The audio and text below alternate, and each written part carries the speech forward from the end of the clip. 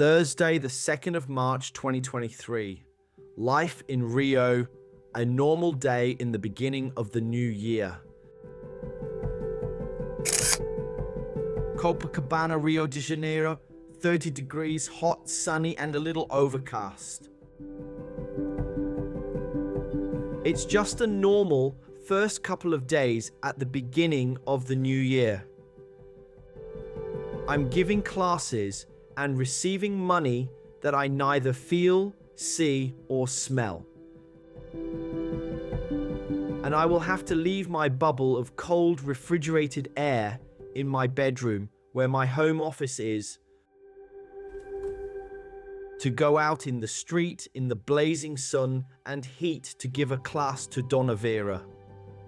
But she deserves it. As for not seeing, feeling, or smelling, most part of the money is because many of the pupils pay my fees directly into one or the other of two accounts. One account is for my second ex-wife's child support for Yasmin. However, the truth is that it is to pay the rent for Yasmin and Nalva to live in the south zone of Rio. For those who don't know Rio well, the south zone is considered by most people the best part of Rio de Janeiro.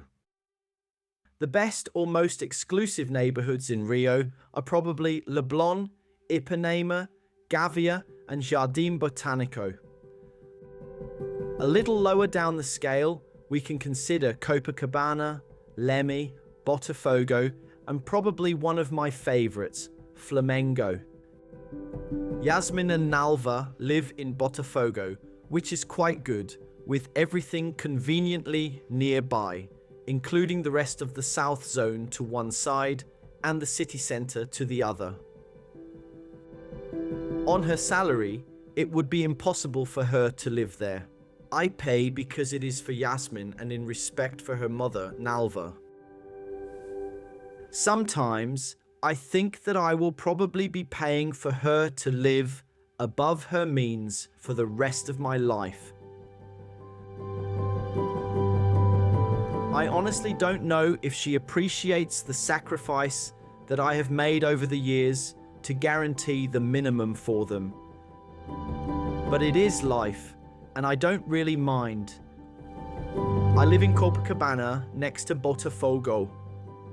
So a lot of my income goes towards paying for my flat in Copacabana. Obviously, it is rented, and I have been living there for the last 2 years. Returning to live in Copacabana has been a pleasant surprise for me. I had lived in Copacabana 25 years ago before I moved to Flamengo because of the dogs. Flamengo has a huge public park.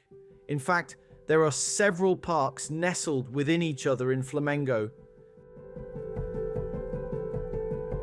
During the 20 years that I lived there, I loved it.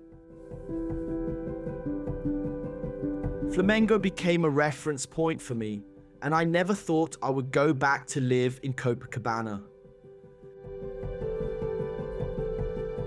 However, when I was offered to rent this current flat, I was apprehensive about moving back, but it turned out to be a pleasant surprise. I live in a reasonably sized one-bedroom flat with a maid's room that has an ensuite toilet and shower. I have adapted the maid's room for Yasmin, so when she stays with me, she has her own bedroom and space. The flat is on the 10th floor at the back of the building, with no buildings directly in front of the main living room window. As it is high up, there is a very nice view of other buildings that are quite far away, and a partial view of Copacabana Beach and the sea.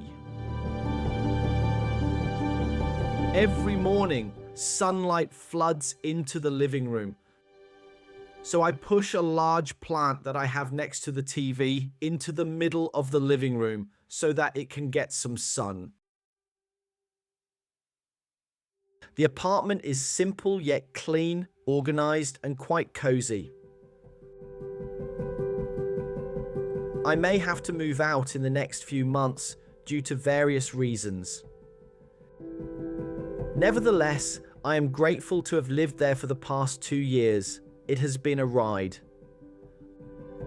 I will always cherish the memories of this little, nice, quaint, and cozy apartment that was my home for a little over 2 years. I finished my day early with my last class ending at 7 p.m. and then I took a shower before getting in bed by 9 p.m. This new healthy routine that I've been adopting is empowering me more and more each day in every aspect of my life. Thanks again. Thanks for reading my blog. Check out my other posts and share your thoughts in the comments. Richard.